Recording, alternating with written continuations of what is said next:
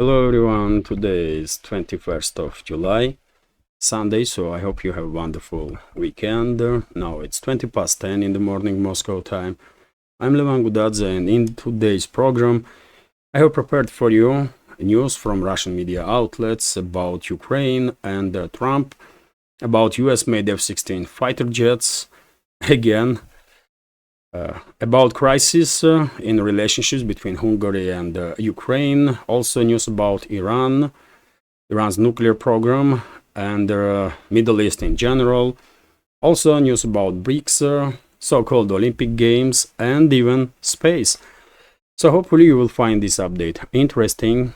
And before I start, let me notice, if I may, that this small media project of mine with several channels on YouTube, Rumble, and Telegram is completely subscriber funded.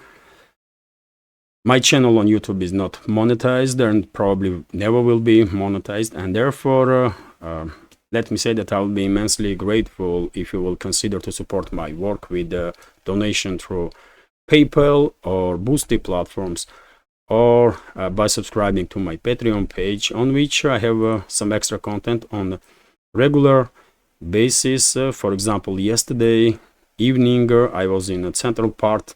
This is my Patreon, by the way. And yesterday evening I was in central part of Dimitrov here in Moscow region, and I made a short, relatively short walk and talk video, news summary.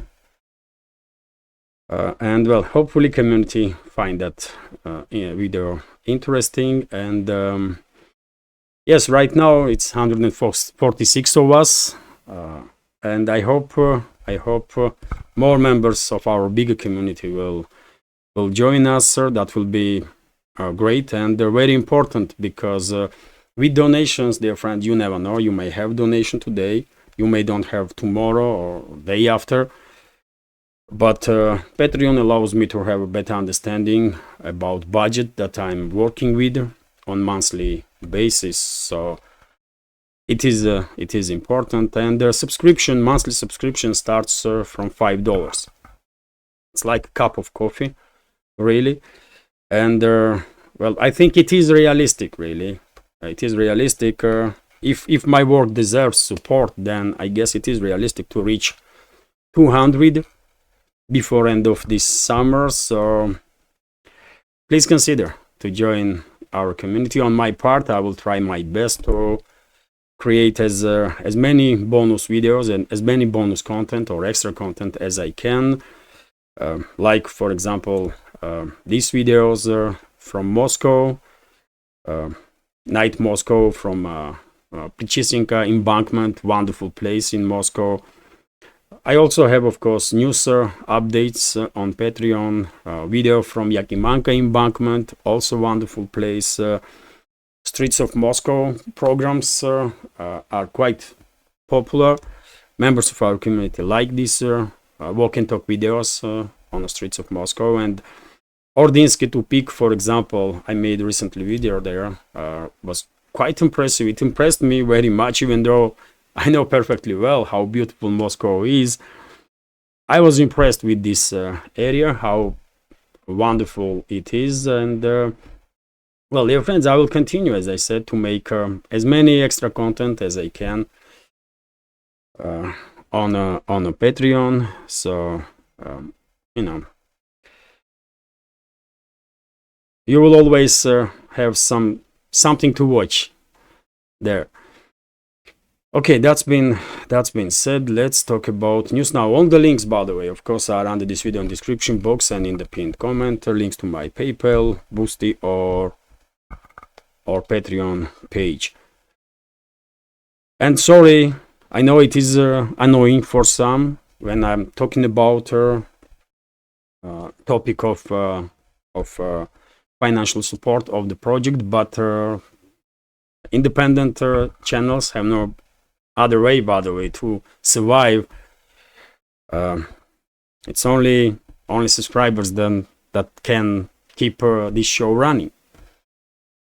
So let's continue now. And first of all, let me give you a short summary on on situation on Ukrainian battlefield. Russian channels did not report news about any crucial changes on Kherson direction.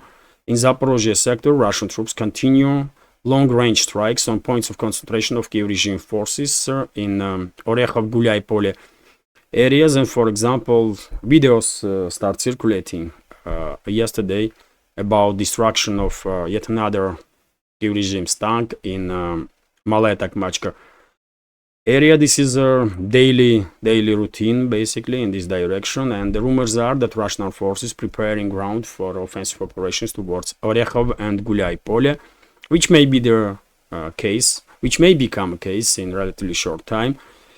In South Donetsk sector, main hotspots are of course Vremelsky salient. Russian troops are getting closer to Makarovka settlement, right? They are on outskirts of this settlement right now.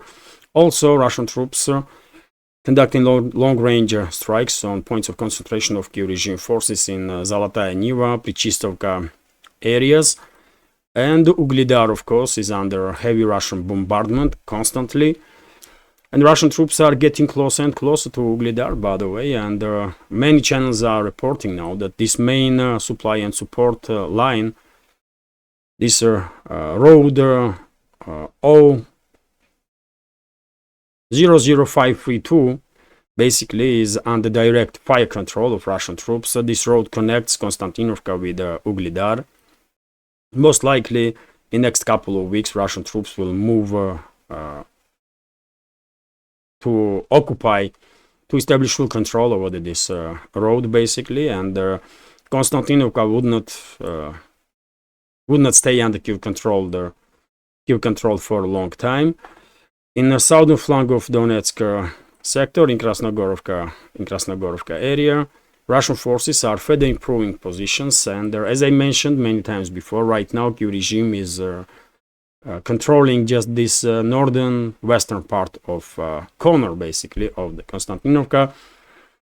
I guess before end of next week this settlement will be under full Russian control. And dear friends, also I almost forget, let me remind you if I may, that today evening 9 o'clock Moscow time I will have traditional Sunday live stream.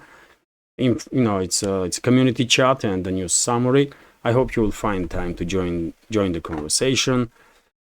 Also, by the way, in Avdiivka directions, Russian troops are closing into Vozdvizhenka and Lazovate.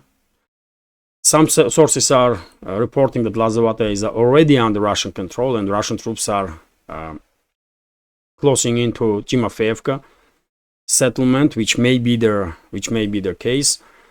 Also, when it comes to New York, by the way, on one big channel today, I see news that Russian troops established full control over the New York.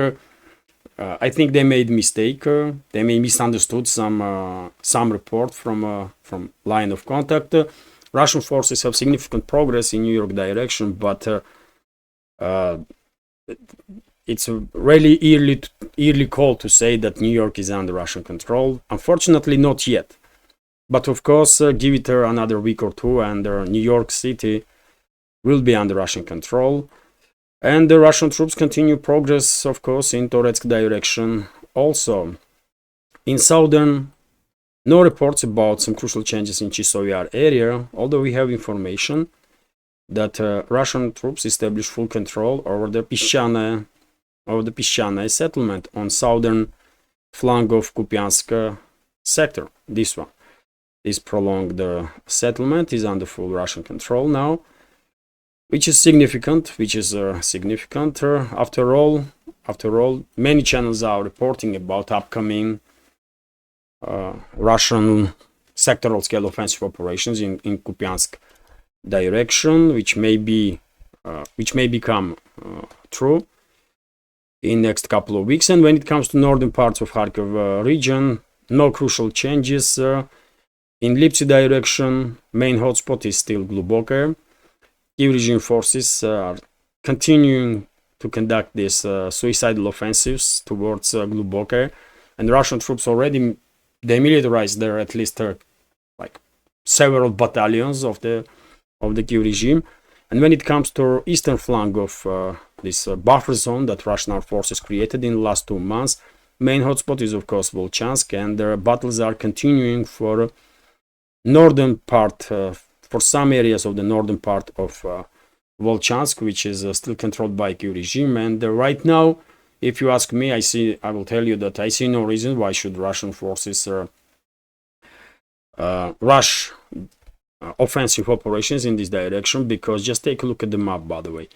All the supply and support lines of the Kyiv regime grouping of forces in northern Volchansk are under direct Russian fire control. And this area, the citadel and surrounding area, is effectively a trap for Kyiv regime, and Russian armed forces can demilitarize another brigade or two with this trap. As long as Kyiv regime is willing to sacrifice more and more its military personnel and send them towards northern Volchansk, I guess Russian side has incentive to maintain current line of contact and demilitarize Kyiv regime units one by one, and therefore we should not expect rapid advances of the Russian troops in Volchansk, because, as I said, it's a trap for Kyiv regime forces, and as long as this trap is working, why should the Russian side change its tactics in this area? And this is it when it comes to short summary of the situation on Ukrainian battlefield. Of course, there are many details, detailed informations about developments there all along the front line. And if you are interested in this precise information, detailed information, military channels are providing great volume of that on a daily basis, and I recommend those. And if you are by chance not familiar with military channels, under this video in the description box you will find several channels that are providing on daily basis a great volume of information, great analysis of the situation on line of contact, including military summary, by the way, and also channel of Alexander Mercuris, host of Duran show, personal channel of him, and also Duran, by the way. On Duran there is quite often discussions about situation on line of contact, so you can find links to those channels under this video in recommendation list of channels that I follow. Okay, that's been said, let's continue with some additional news now. And first of all, Vzglyad newspapers report that press spokesman of the Zelensky, Sergei Nikiforov, made a statement yesterday that Trump may visit Ukraine, which is and this statement comes straight after a phone conversation between Zelensky and Trump, which is I find interesting at the same time disturbing, because it's a trap, by the way. I don't know what Trump himself or his inner circle is thinking about it, but even if they receive invitation to visit Ukraine now or after elections, he should retrain. He should take a cautious approach, because it's gonna be trap. It's gonna be trap, by the way, and just imagine what might happen if Zelensky and his criminal associates will do something crazy against Trump while he will be in Ukraine, for example, and then blame Russia for that. Can you imagine where world may end up in the very next day? So therefore, of course, Trump should take a cautious approach, and even if he promised Zelensky during that phone conversation that he will visit, he should reconsider, because this is not safe. And it's not just not safe for him, but this is not safe for this world, by the way. So therefore, let's hope Trump will not give Zelensky and his criminal associates or their Western masters opportunity to take down Trump in Ukraine during his visit in Ukraine, possible visit. Kommersant newspaper is also reporting about former Prime Minister of UK, Boris Johnson, and his statements. in which we can see some change of tune, kind of, although not that significantly, because Johnson did not exclude in an interview with the Daily Mail, in an article, by the way, in an article in Daily Mail, that Kiev regime may not be able to regain control over the borders of the territories in the borders of 1991, when Soviet Union collapsed. Although Boris Johnson, this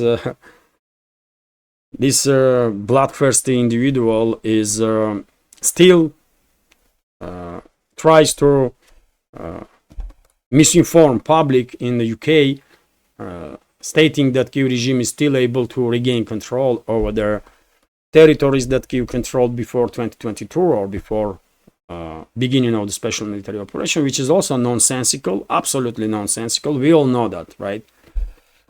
But yet again, we are seeing shift in Johnson's opinions, and just give it another month or two, and probably he will start saying that to maintain his relevance, he will start saying a little bit more adequate stuff, like Kiev regime would not be able to regain control over their territories that was in the borders of Ukraine even before 2022.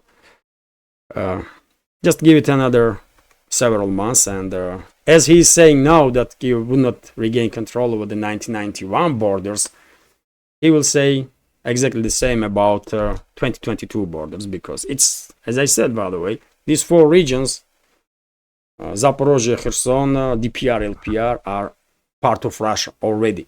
It's in Russian constitution, by the way, and it cannot be changed. It's impossible, right? Not in a political way, not in a military way, in no way. It's a Russia. And the longer this conflict continues, I believe more and more Russian territories, historically Russian land, will be freed from Western occupation, including Kharkov region, including Dnipropetrovsk region, possibly Sumy and Chernigov region, and Nikolaev and Odessa region. At least, by the way. Although, you know my take on the fate of Ukraine. Me personally, I believe that once this conflict will end, Ukraine will be divided. The western parts of Ukraine will be controlled by NATO, and eventually NATO member states, namely Poland, Hungary, and Romania, will have a claim on their historical land in western Ukraine, and the rest of the Ukraine will join Mother Russia, where it belongs, right? But anyways, it is interesting that we are observing some change in a tune in statements of Boris Johnson, although this despicable individual is something else. Of course, everybody knows that it was Boris Johnson that was used as a tool by Western ruling class to derail peace talks between Moscow and Kiev in 2022, right? It was not just Johnson, but Johnson played a key role in that, and also some high-ranking officials from US, from State Department, from CIA, and so on.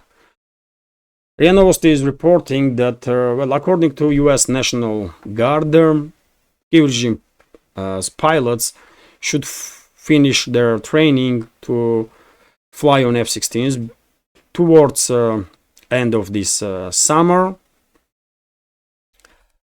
which is quite interesting, isn't it? Which is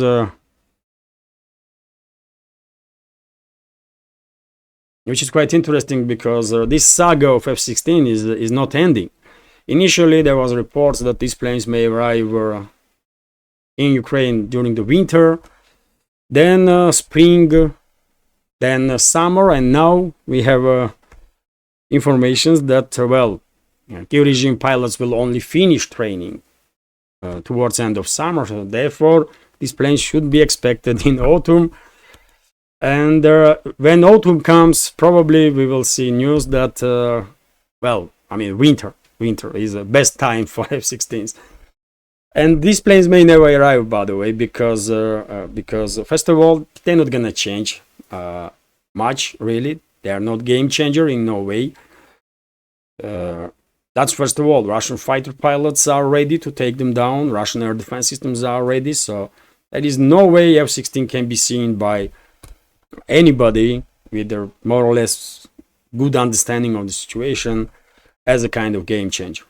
And secondly, Moscow was very clear, isn't it, that if NATO member states, any NATO member state will allow Kiev regime to use their airfields for to operate with F-16s, those airfields will be seen as a legit target by Moscow and will be obliterated. And I guess this message was received and understood by leadership of Poland and Romania. I hope so, at least. And if they are not going to allow Kiev regime to use their airfields, then in Kiev controlled territory itself, I don't think F-16s will find a safe haven. They don't. Because Western planes, by the way, usually are not as agile as a Soviet era planes, as a modern Russian planes. They cannot operate from unprepared roads, for example, or even fields. They need some proper airfields, by the way. They need proper maintenance. 1 hour fly on F-16 needs another, I don't know, 10 hours of maintenance. So it's over-engineered pieces of equipment. And in Kiev controlled territory, there is no safe place for them.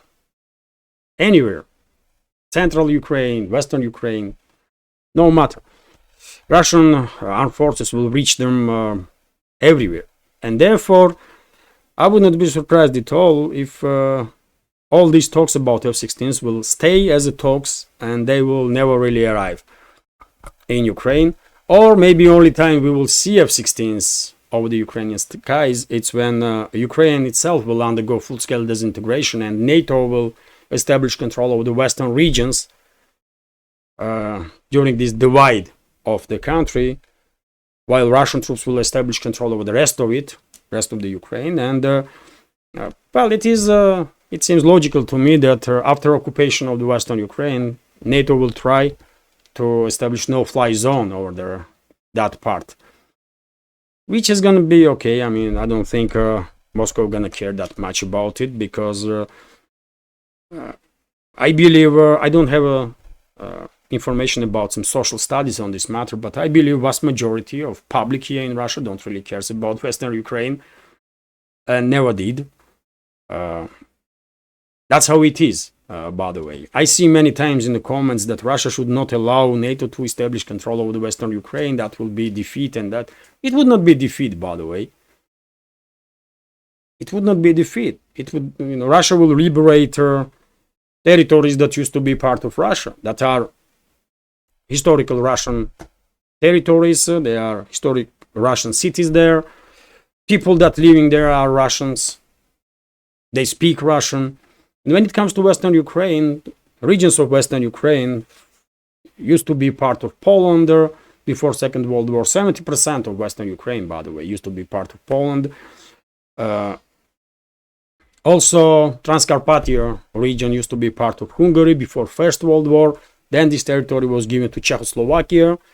And after Second World War, Soviet Union took those territory and give it to this artificial creation under the name of Ukraine, which is created by Bolsheviks, by the way. Never in history Ukraine existed as some sort of monarchy or kingdom, or monarchy, kingdom, it's the same, for God's sake. Monarchy or republic or anything. Bolsheviks created Ukraine, by the way. Ukrainian Soviet Socialist Republic, and this creation to have some territory, they give it first Russian land, and then Stalin took some territories from Poland, Hungary, or Czechoslovakia, and Romania, and give it to Ukraine also. And in the 50s it was, isn't it? Or 60s. It was 56. Let me check, by the way, when Khrushchev gifted Crimea to Ukraine. Let me check, by the way, right now.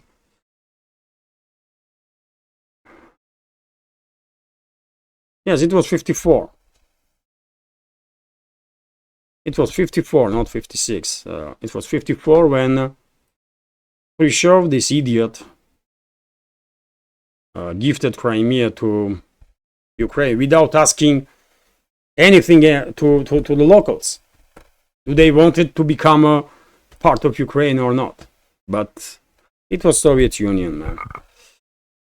People rarely were asked about anything during those times. Unfortunately. Although, by the way, of course, Soviet Union did many great things for the people to improve life of people, but many mistakes were also made, and of course, transfer of Crimea to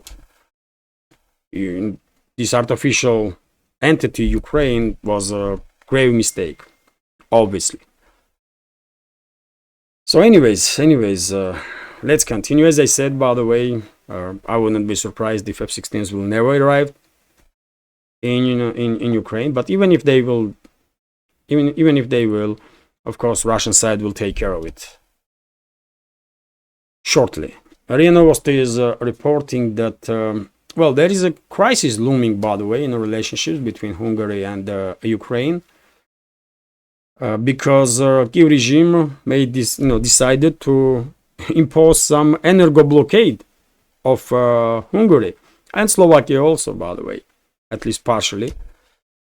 And the point is that Kiev regime is blocking now pipelines through which Hungary was receiving Russian oil. And of course, Hungary's energo companies, Russian energo companies, are looking ways for alternative supply routes, but Budapest is not happy with Kiev. Budapest is not happy with Kiev, and if Zelensky and his criminal associates that most likely acted under orders of Brussels to escalate with Hungary, if they don't change their policies, well, Budapest will have more than enough incentive to further escalate than with the Kiev regime, and maybe even openly stated that Transcarpathia is a Hungary. In any case, Hungarians will have more than enough incentives to reclaim Transcarpathia after this crazy behavior of Zelensky and his regime. And by the way, experts that Politico media outlets spoke to are predicting now some severe energy crisis in Hungary because of the actions of the Kiev regime, and the prices may go up significantly, first on energy and then on everything, because of course energy cost is in prices of literally everything. Let's hope Hungarian energy companies and Russian energy companies will find their way, alternative routes of energy supplies to this country. But meanwhile, Budapest is very much not happy with Kiev. Also, by the way, news about Hungary's presidency in EU. So, member state accuses EU's top diplomat of childness.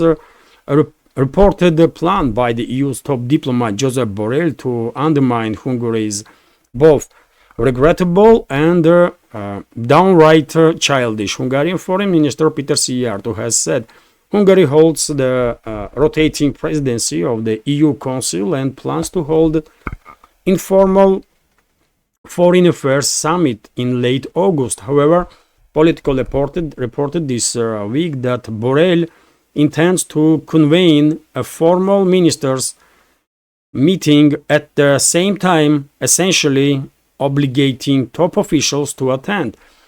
The apparent move to nullify the Budapest summit comes after numerous Western officials vented anger at Hungarian Prime Minister Viktor Orban over his tour to Russia, Ukraine, China, and the US, aimed at resolving the conflict between Moscow and Kiev. Those officials characterized the trip as irrelevant and without Western backing. Speaking to the reporters on Friday, Szijjártó, foreign minister of Hungary, legendary, by the way, I will say, foreign minister of Hungary, said that he had yet to receive a letter from Borrell with an invitation to the purported to the planned Foreign Affairs Council meeting on August 28-29, adding that he had heard reports that his counterpart tried to do some maneuvering in this direction. Minister said that this did not come as a surprise, as Borrell has overseen the most unsuccessful period of European foreign policy over the past 5 years, which is absolutely correct, by the way. Borrell was and is total disaster for EU, for EU's diplomacy, and by the way, EU should get prepared, because if former Prime Minister of Estonia, Kaja Kallas, gonna become next head of EU's diplomacy, then wow, that's gonna be something, man. That's gonna be really something.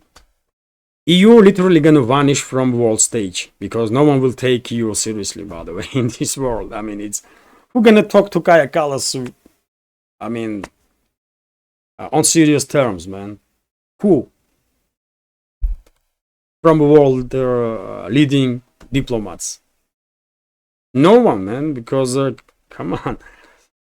Kaja Kallas is, I would not let her in a position of cleaning streets, man, and she's gonna be in charge of EU diplomacy? Really? RT is reporting that Iran close to nuclear breakout, according to Blinken. Well, this is dangerous. This is really dangerous.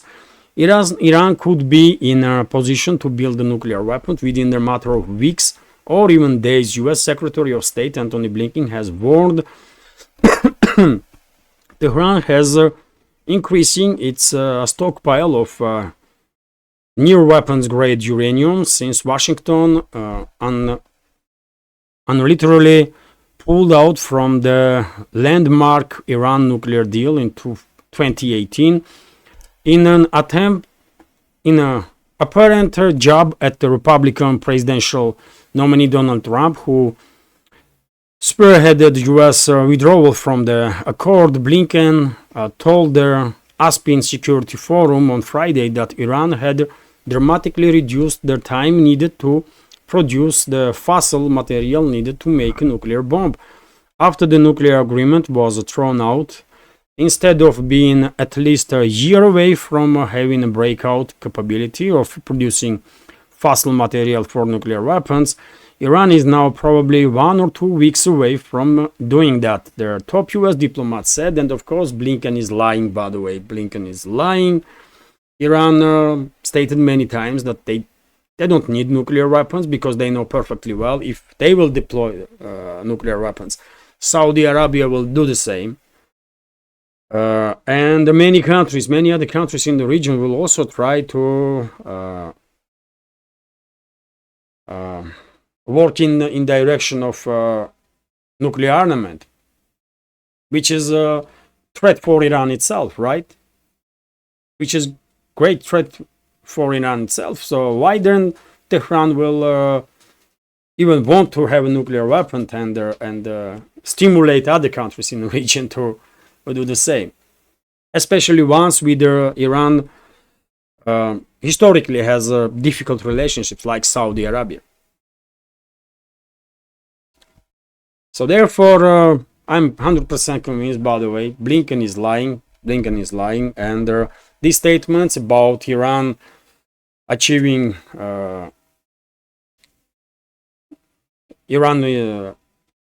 building its nuclear grade uranium or plutonium is a total nonsense. Iran can enrich uranium if they want to, and they enrich up to 20 or 40, maybe 60%, but this is not military grade. Military grade uranium is after 80 or 90%, right?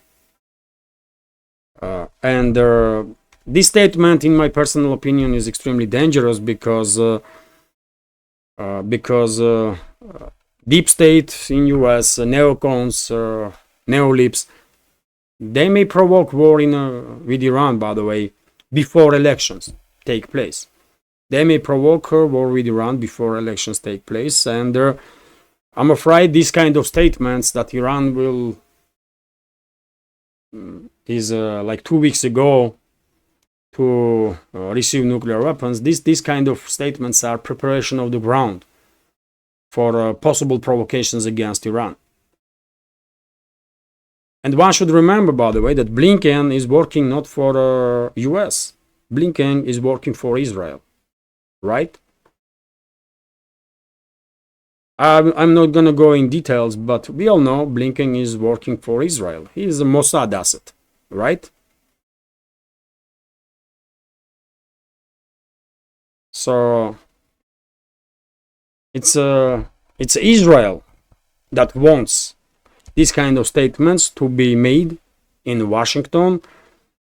It's a Western ruling class that wants a regional war to be provoked in the Middle East, and well, I hope Blinken will receive some opposition in US, because they're gonna do some very crazy, stuff if they are not stopped. This is clearly preparation from Washington, preparation of the ground to provoke regional war in the Middle East. And I said many times, by the way, that in my personal opinion, Western ruling class wants regional war in the Middle East to distract navigation in Persian Gulf and through the Hormuz Strait, so that China will be cut off from Middle Eastern energy sources. And China is the main buyer, by the way, right now, of the energy from Middle East, right? And if China will lose this huge, immense volume of energy from Middle East, then can you imagine how serious strike that will be on China's economy? And then China will have no option but to further increase its dependence on Russian energy, right? And that's exactly what Western ruling class wants, because they still hope, by the way, that at some point in the future they will be able to do some regime change in Russia, then turn Russia from China towards the West. And if China will be critically dependent on Russia at that point in terms of energy, what they gonna do, you think? Western ruling class wants to provoke big war, by the way, not just in the Middle East, but in the global South, and to take out this way main competitors on the world stage.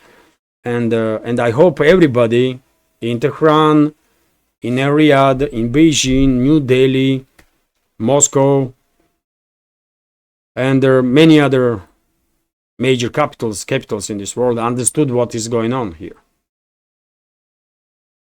So I expect, by the way, some statements to be made in the major capitals about these statements of the Blinken, including in Moscow, statements that this is false information and Blinken is simply lying, because he is.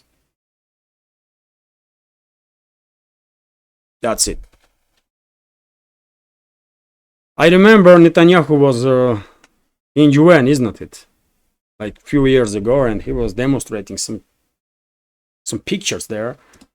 And according to him, Iran should already had like dozens of nuclear weapons, because he was saying this kind of crazy stuff that Iran is months away to create nuclear weapons, and he was throwing these papers left and right. This crazy, individual, mass murderer, basically. And Blinken is no less, by the way. He's an asset of Mossad, and we all understand what that means, right? Anyways, let's continue. And by the way, after Blinken's statement, what do you think? How Netanyahu gonna react? He may say, you know what, we were saying that Iran is about to build nuclear weapons. Now Washington is saying the same. So yes, we are going to strike now nuclear facilities. Or he may don't say it, but they may strike Iran's nuclear facilities. They may provoke regional war and then justify it with this kind of statements that Blinken made, that Iran was about to create nuclear bomb. That's this geopolitical game that is been playing out right in front of our eyes. Anyways, let's continue. Yesterday, first time ever, as I understand, the Israeli Air Force conducted strike against Yemeni Houthi rebels. And strike was conducted in Hodeida port area. There was a huge explosions, huge fire. Dozens of people were wounded. 3 people were killed. At least that's the information that I see for this moment. And well, this was a retaliatory strike, according to Israeli media. Retaliatory strike for strikes from Houthi rebels against Israel and Israeli interests. And well, Houthis are very angry, and they are promising even more strikes on Israeli interests as a result, as a retaliation for this strike on Hodeida port. And just look at this picture, by the way. It was a fuel depot, and fuel just spilled as a result of this strike, and sea was under fire. So yes, Israel is escalating, by the way, all around. Israel is escalating with Lebanon, Israel is escalating with Yemen, Israel is escalating together with the Biden's administration with Iran. And unfortunately, risk is increasing that deep state in US, Western ruling class in general, may provoke regional war in the Middle East even before elections, presidential elections, will take place in US. It's a possibility, clearly. Otherwise, I don't see a reason why Blinken will make such a crazy statement that Iran is 2 weeks away to create, to receive military grade uranium. RIA Novosti is also reporting, by the way, that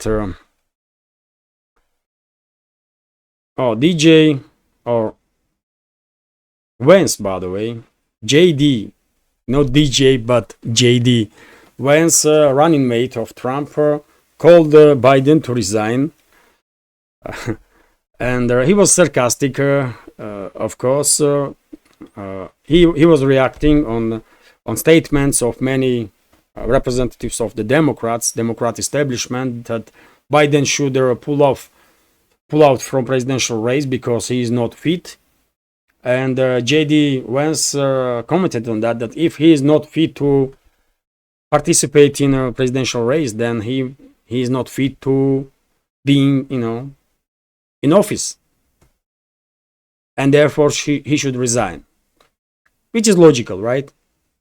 It does make sense, absolutely. Of course, Biden probably will not resign, but I would not be surprised if he will, because according to some reports, Kamala Harris is now kind of favorite of the Democrats, because they know perfectly well that most likely, no matter who they're gonna put against Trump, they're gonna lose.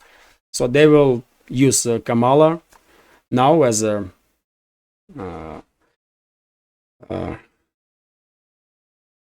sparring partner for Biden. They will sacrifice Kamala for that, and save some other candidates for the next time. Although yesterday evening and today, by the way, rumors start circulating, and even publications that Hillary Clinton again may run. Hillary Clinton, by the way. Remember what I said a couple of weeks ago? that we may see Hillary again running for presidency, and she might. That person is a psycho, by the way. That person is a psycho, and she just cannot stop. She cannot accept that universe is not circling around her, and they're there. And unfortunately, she is influential also. She, her husband, Obama's, all that clown, by the way, they are influential, right? They are calling the shots among Democrats, and who knows, maybe Hillary will run again. Let's see. TASS news agency is reporting that Brazil, by the way, is recommending Colombia as to be received in a BRICS as a next member state.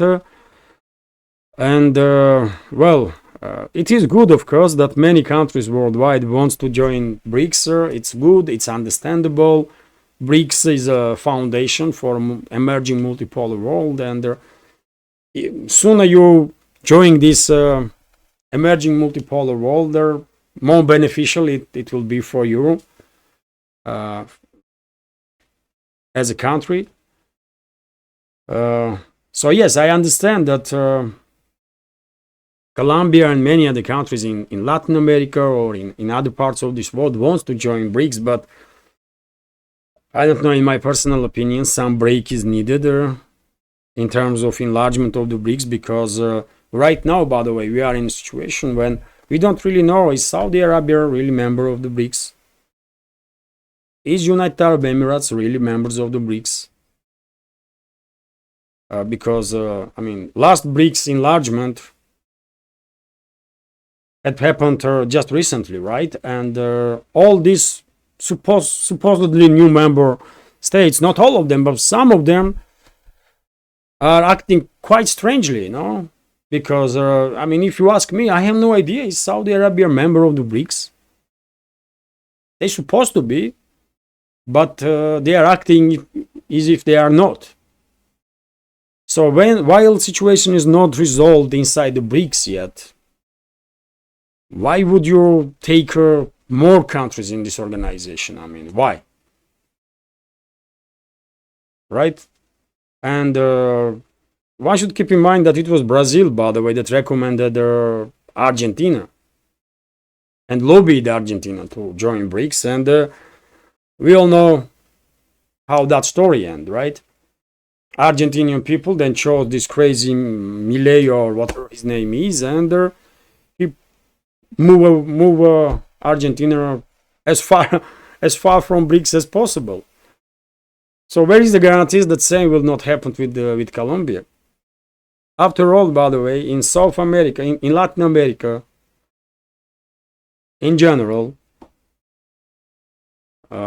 U.S. Secret Services are running show, by the way, in majority countries, right? In majority countries. And therefore, I don't know, man. I don't know. I'm against, to be honest. I'm against further enlargement of the BRICS, really. Let's resolve current issues. Let's create alternative financial and banking system then, and let's do some work that is needed to be done right now. Let's take a pause, for God's sake. There is no need to rush developments, right? And once all the issues are resolved, then see, is Colombia ready economically, financially, institutionally to join BRICS or not? If yes, okay, why not? Great. Join. If not, then just take your time, do some reforms, get ready, and then join. BRICS can cooperate. BRICS member states can cooperate with any country, and they can be associated members, right?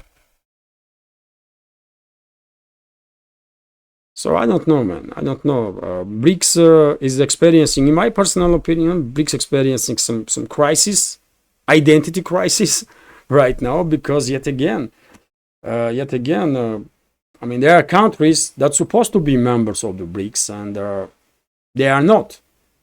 Saudi Arabia, United Arab Emirates. What is their position?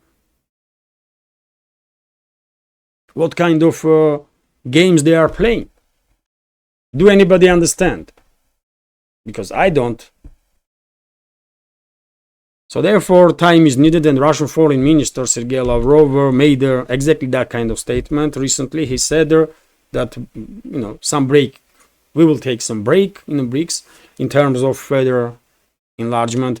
We will work out some issues that we are dealing with right now, and then, yes, process of receiving new members will be resumed. And this is right approach.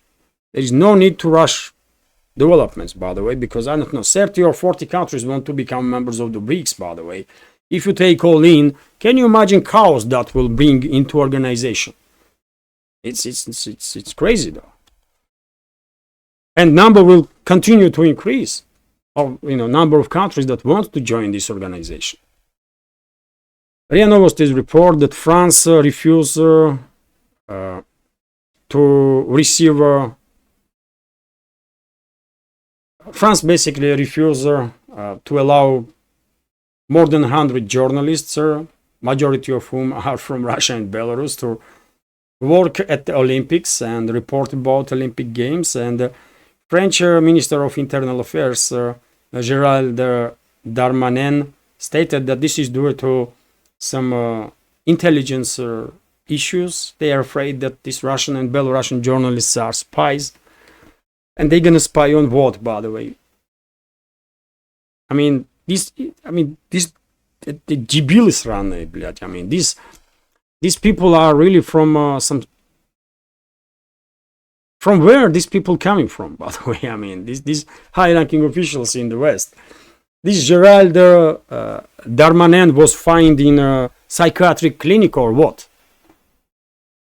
This is so-called Olympics, and journalists gonna spy on what? How athletes are preparing, isn't it? And secret services have no business. No, they have nothing to do, nothing else to do but to spy on Olympics. Are you crazy, really, Gérald Darmanin? What the hell is wrong with this person, man? And this was justification. Can you imagine? That it's some sort of intelligence issue, and therefore they are not going to allow mainly Russian and Belarusian journalists to work at the Olympics. And okay, man, I don't even want Russian journalists to pay any attention to that so-called Olympics. Don't give them even a second, by the way, because this is not Olympics. This is some nonsensical games. I don't care about it.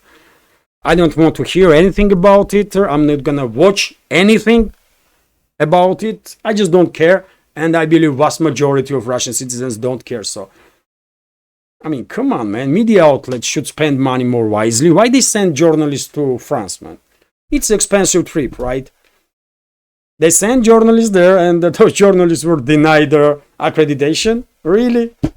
Come on, man. You should know better, man. These media outlets, man, they are something else, really.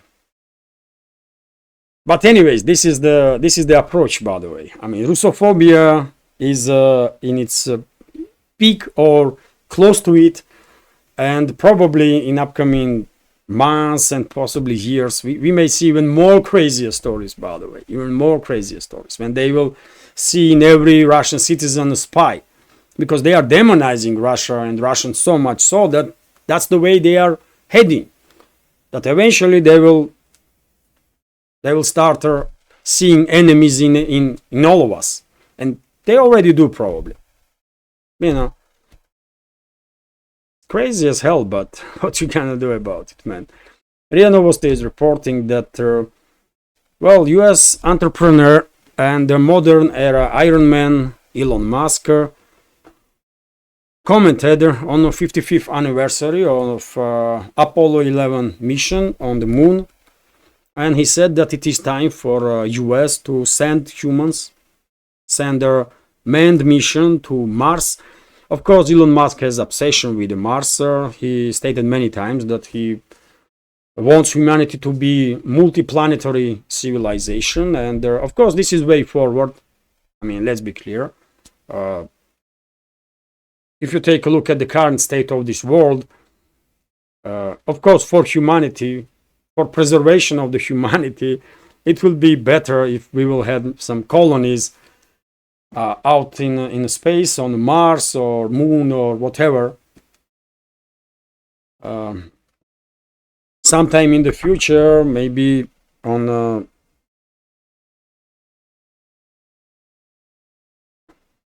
I forgot name of that satellite of the, it's a Saturn satellite, right? Where there is a seas of liquid methane. Titan, right? It's a Titan. So someday we might have colonies not just on Mars or Moon, but on Titan and God knows where else. And this is clearly the right direction to preserve humanity. And well, Musk is not losing any opportunity to remind Washington and remind people in general that we should pay more attention to this. And I mean, he clearly does, and he is building this SpaceX company and the biggest rockets in the world for a reason.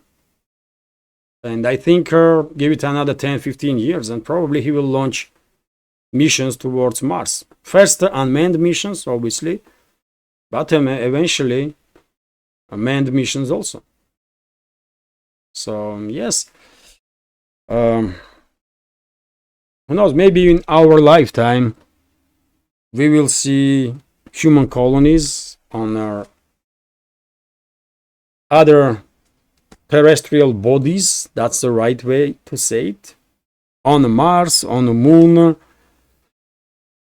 first, and then on some satellites of the Jupiter and the Saturn. Titan is Saturn's satellite, I believe, if I remember correctly. Although Jupiter also has promising satellites, promising moons, like Europe, for example, where under ice sheet there is a water, ocean. Ocean should be in a liquid form. Who knows? Anyways, by the way, well, Musk reminds us that we need to think about our future and about colonizing some other planets out there. And yes, why not? Why not? I will end this news on this positive information. How long is this update? It's almost an hour, by the way. Quite long update, but hopefully you will find it informative, interesting, useful, maybe entertaining. That would be nice also. I'm I don't really have a great sense of humor, unfortunately, but hopefully my videos at least sometime can be entertaining also. And yes, if you like this channel, please click that like button, leave some commentary, share information about channels, my channels, with your friends in real life or on internet. And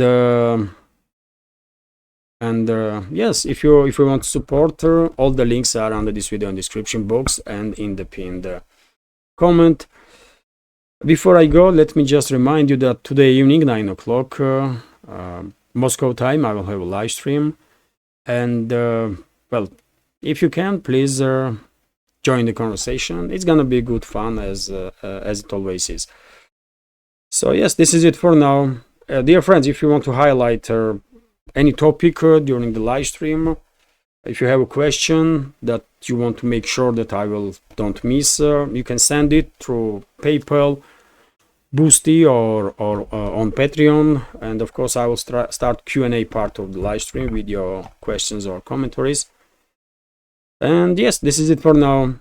Have a great day, and see you 9 o'clock this evening during the live stream, or tomorrow. Bye for now.